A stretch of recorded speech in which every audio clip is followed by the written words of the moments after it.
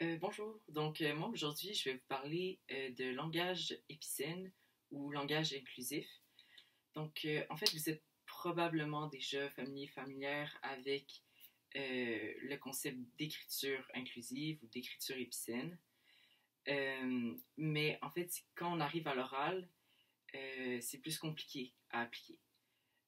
Parce que mettons quelque chose qu'on écrirait en écriture épicène, mettons, on veut écrire, je sais pas moi, chers étudiants, chères étudiantes, ben on va écrire étudiante. Je sais pas si on voit. En tout cas, j'espère qu'on voit. Euh, au fond, on va l'écrire. Ben, c'est sûr, les formes d'écriture épicène changent. Donc, par exemple, je sais que quand j'étais au primaire, euh, c'était plus les parenthèses qui étaient à la mode. Maintenant, c'est plus les points, mais c'est pas tout le monde qui l'utilise de la même manière. Et c'est très bien comme ça. Au fond, on va pouvoir écrire chers étudiants, chères étudiantes sans le dédoubler. Mais à l'oral, il va falloir le dire deux fois. Mais surtout, ce qui va m'intéresser dans cette petite capsule, euh, c'est quand on veut parler d'une personne unique. Donc, soit une personne non binaire ou une personne dont on ne connaît pas le genre et qu'on ne veut pas genrer. Qu'on ne veut pas mégenrer. Voilà. Je vais vous donner, au fond, des, des pistes d'utilisation du pronom yel, qui est celui que personnellement j'utilise étant une personne non binaire. Il y a aussi d'autres néopronoms qui existent que je ne vais pas toucher parce que je ne m'y connais pas vraiment dans l'utilisation de ces pronoms-là. Je vais aussi dire que c'est en aucun cas prescriptif. Ce que je vous dis, c'est pas faut absolument appliquer ça. Euh, c'est plus dans l'optique d'offrir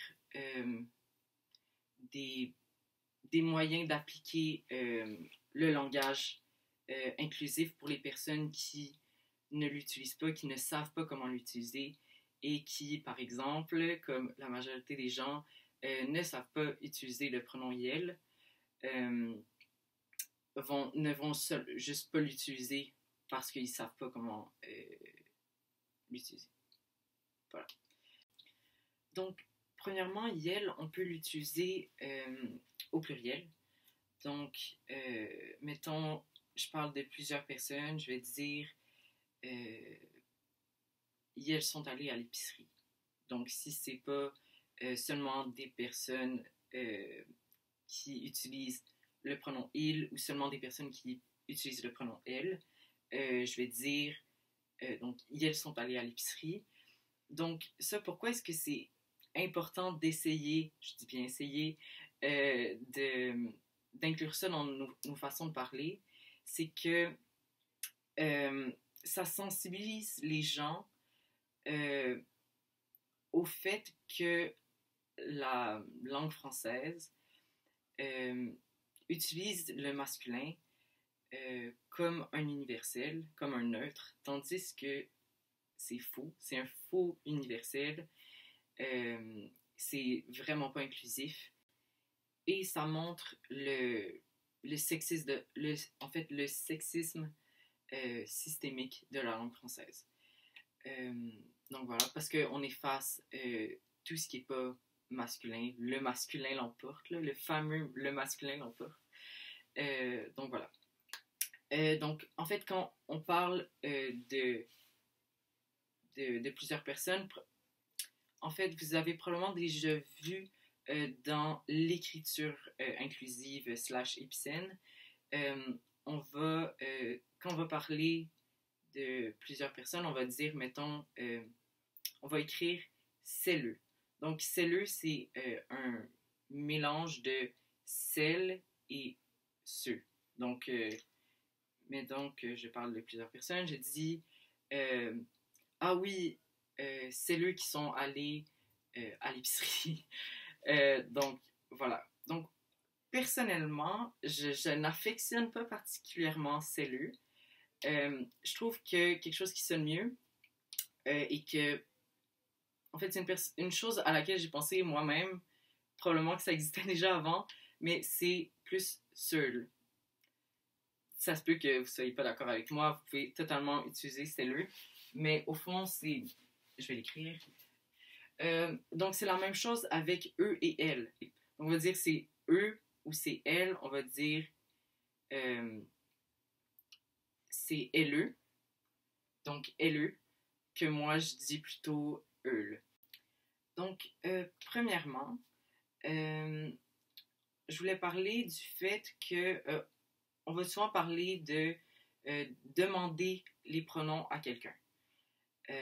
Donc, au fond, moi j'ai déjà entendu des gens qui répliquaient là-dessus ah ouais, mais quand je te parle, je parle au dessus, ou je parle au vous, je parle jamais au il ou à la troisième personne du singulier.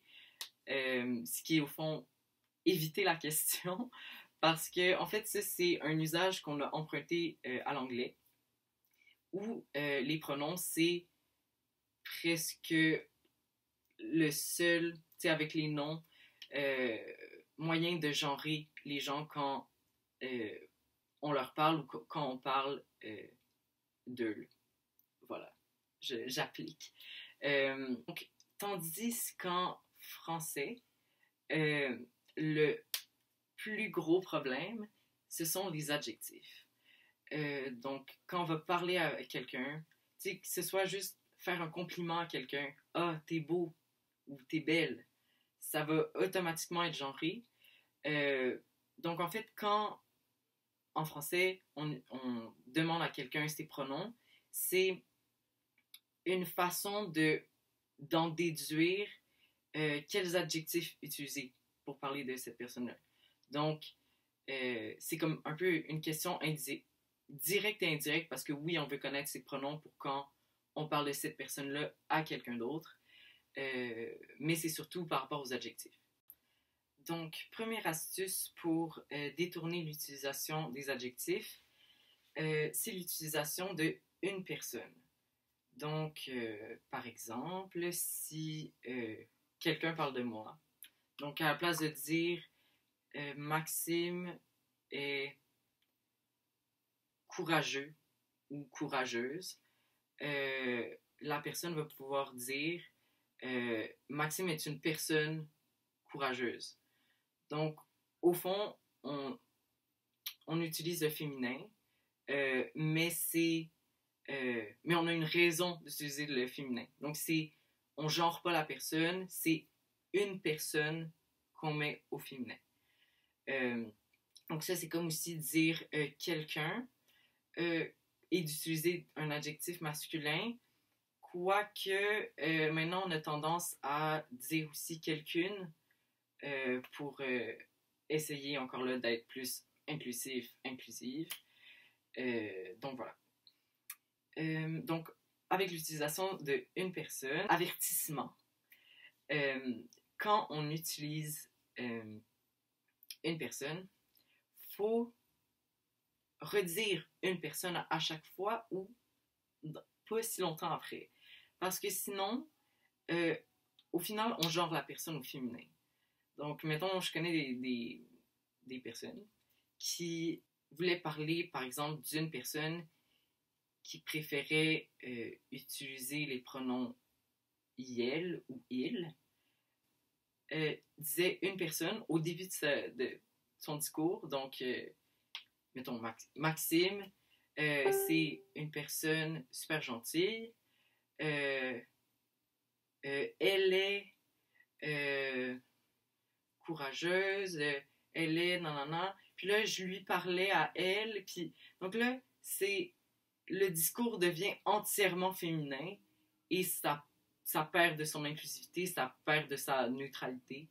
Si on utilise c'est une personne, on le réutilise pour pas que ça devienne un discours entièrement féminin quand c'est pas dans le genre de la personne de qui on parle. Donc voilà. Donc, deuxième astuce pour essayer de contourner les adjectifs, c'est de prioriser l'utilisation du verbe avoir sur le verbe être.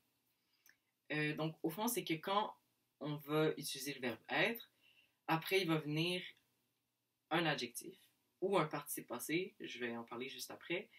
Et au fond, l'adjectif, c'est ça qu'on ne veut pas avoir. Donc, si je dis, euh, mettons, je réutilise mon exemple de tantôt, Maxime est courageux, courageuse, ben là, j'utilise le verbe être, puis j'utilise un adjectif.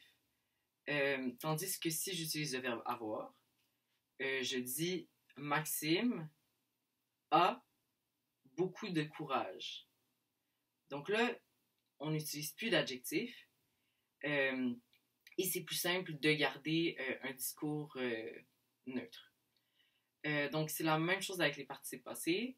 Grammaire 101, les participes passés employés avec l'auxiliaire être s'accordent en genre et en nombre avec le sujet. Donc ça veut dire... Puis c'est ça qu'on veut pas, au fond. Donc, on veut pas que le participe passé s'accorde avec le sujet. À part si ça se finit en « et » parce que au final, à l'oral, ça fait pas de différence. Mettons, je dis Maxime, c'est assise ou c'est assis. Ben là, ça, c'est justement le participe passé qui est assis, assise, va s'accorder en genre et en nombre avec le sujet qui est Maxime. Donc là, si Maxime, c'est neutre, ben là, on sait pas comment dire. Tandis que si on utilise des auxiliaires avoir, ça s'accorde pas en genre et en nombre avec le sujet, ça s'accorde avec le complément direct. Donc là, ben, on s'en fout un peu. En fait, c'est juste pas genré. Donc voilà. Donc c'est ça. En fait, quand les participes se finissent en « et », c'est vraiment magique parce que on n'entend pas qu'il y a un « e » muet après. Donc, à utiliser. Participe passé qui se termine en « et ». Donc, voilà. Mais malheureusement, des fois, on ne peut pas éviter les adjectifs. Donc, par exemple, une situation qui m'arrive souvent, dire « je suis prêt » ou « je suis prête », mettons à partir, on peut difficilement l'éviter. Moi, en général, je vais juste utiliser quelque chose de complètement différent. Donc, je vais dire on peut y aller. Comme ça, ça évite l'adjectif. Sinon, l'utilisation de termes, ben, en fait, d'adjectifs anglais, c'est triste. Mais la langue française n'étant pas capable de s'adapter, on peut emprunter des mots à d'autres langues. Voilà. Donc, utiliser des mots anglais, avoir une structure de phrase complètement différente. Et des fois, quand vraiment c'est pas... mais il peut y avoir comme des phrases alambiquées. Donc, mettons, je pourrais dire « je suis disposée à partir ». Mais là, c'est vraiment plus littéraire, puis ça sonne un peu weird, mais si ça vous tente de l'utiliser, allez-y.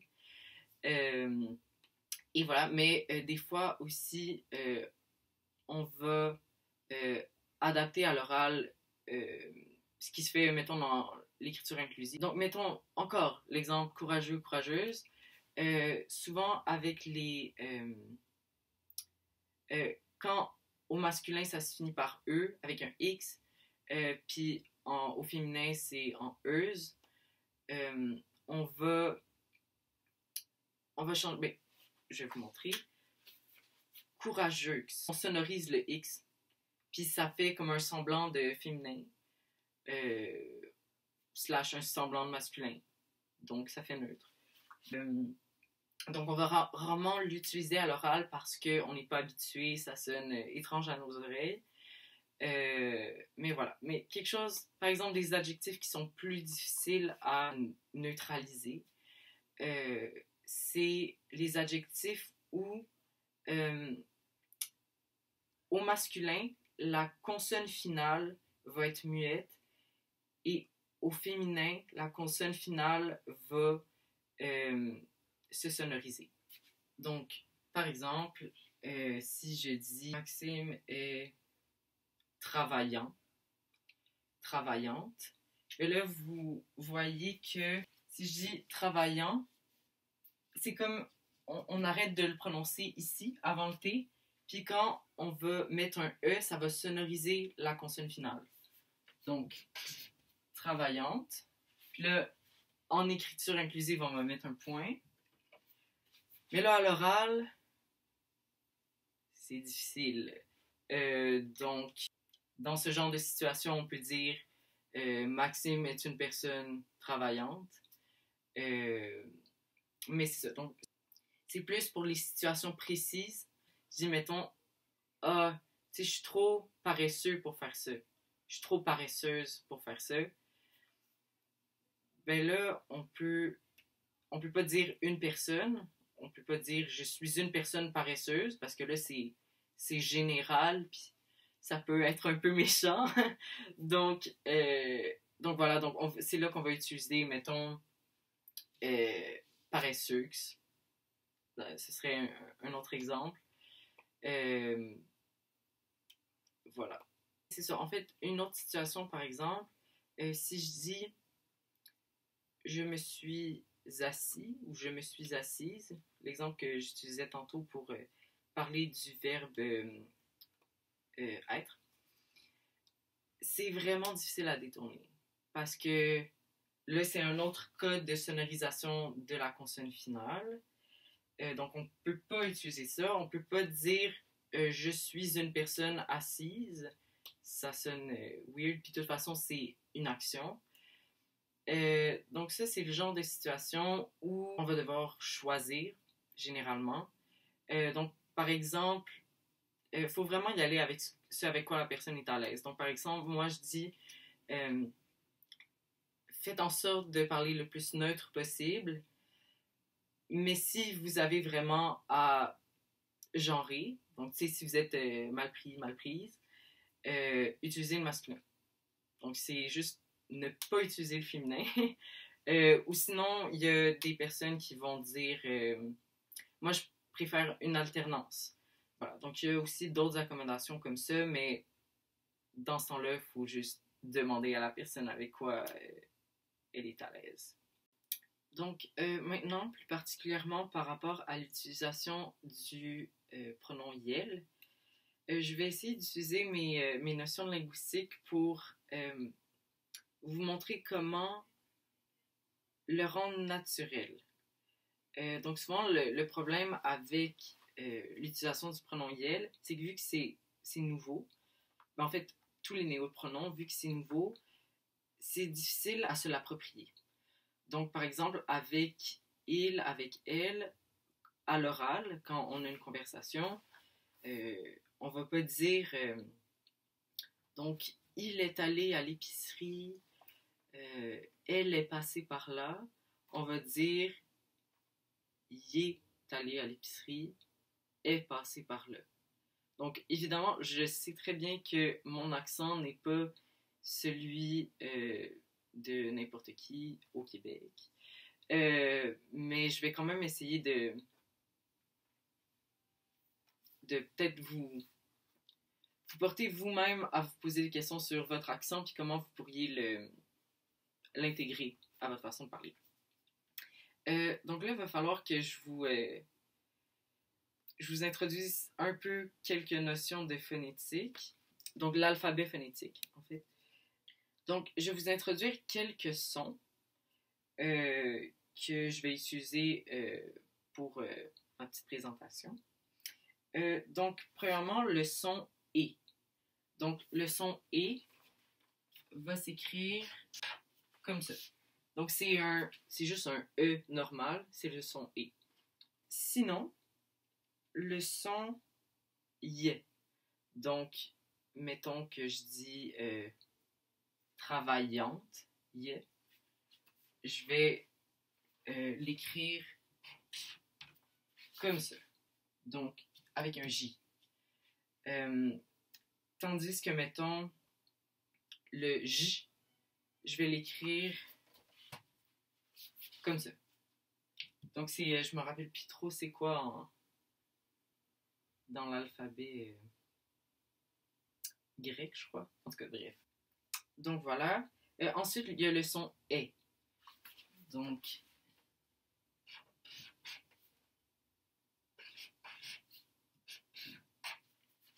le son est, c'est comme un 3 inversé. Ensuite, on a le A. En fait, il y a deux sortes de A, mais je vais juste vous en introduire un parce que ça va être trop compliqué. Donc, ça s'écrit juste comme un A normal.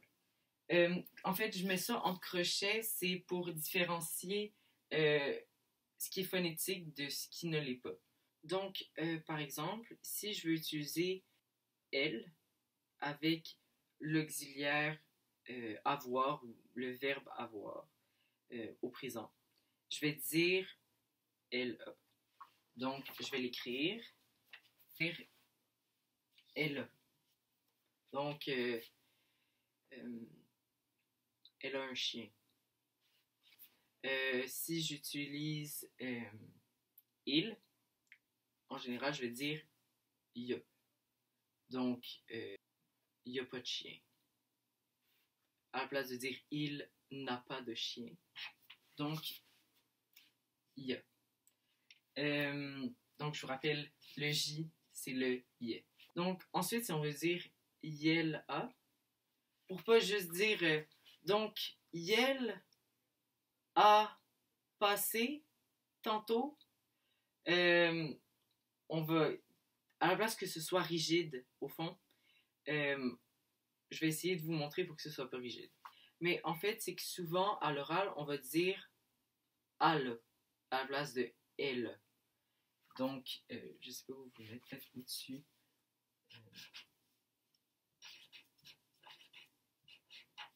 Al. En fait, en phonétique, les deux A seraient différents, mais là, je vous le fais simple. Donc, al pour elle. Donc, si on essaie de mélanger al puis ya, on va dire yale. Donc, je dis, mettons, yale pas beaucoup de patience aujourd'hui. À la place de dire yale pas beaucoup de patience, ça fait pas une grande différence, c'est juste que ça sonne peut-être plus naturel. Donc, yale. Voilà. Donc, ensuite, si on utilise toujours présent, elle avec être ou avec l'auxiliaire être, ça va se simplifier en est souvent à l'oral. Donc, à la place de dire elle est fâchée, on va dire est fâchée. Donc, est pour elle est. Tandis que pour dire, mettons, il est, on va dire y est. Donc, est pour elle est, y est pour il est.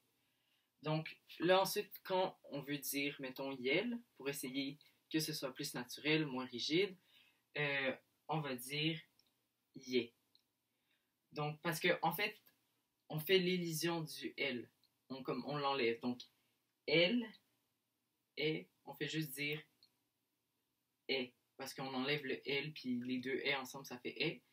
Tandis que il est, ben, c'est comme le y tantôt, là, le il devient un y, puis est devient et parce que c'est plus facile. Je ne vais pas rentrer dans les détails là, de l'appareil phonétique et tout, mais donc ouais, c'est ça.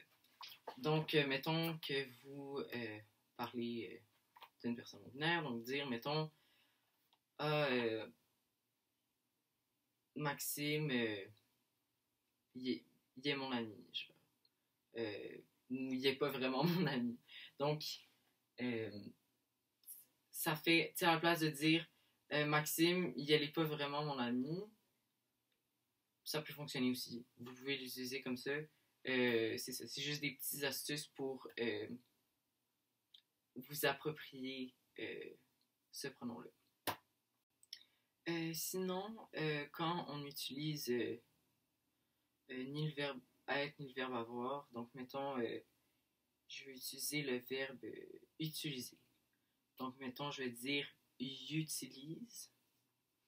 Je vais dire elle utilise. Ben pour yel, on peut dire yel utilise. Parce que en fait, c'est que le A est plus facile à dire que le est. On va souvent transformer le est en A. Donc, c'est ça. Donc, à la place de dire il l'utilise, on va dire il l'utilise. Sinon, si je veux dire il travaille, je vais il travaille, elle travaille. Donc là, si je veux utiliser yel, je vais dire y travaille. Donc, y travaille vraiment bien. Comprenez? Si je veux utiliser, mettons, le verbe regarder, je vais dire il regarde, elle regarde, y regarde. Donc, voilà, souvent c'est avec des verbes qui commencent par des consonnes. On va dire i à la place de il, puis on va dire est à la place de elle. Dans les deux cas, on enlève le le l.